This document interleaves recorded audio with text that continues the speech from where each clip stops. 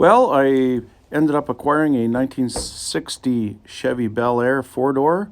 This thing has been sitting with the window open for about 12 years. It is absolutely full of squirrel nest and squirrel acorns.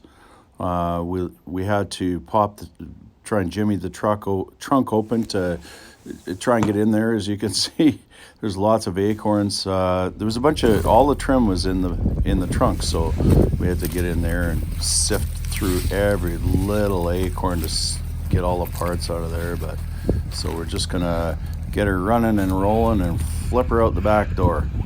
Woo!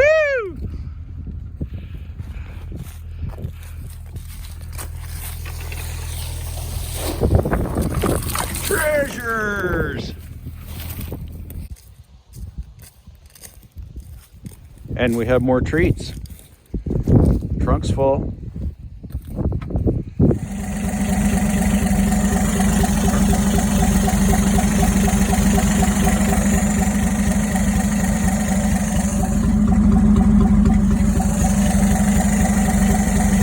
Got her going, Chevy.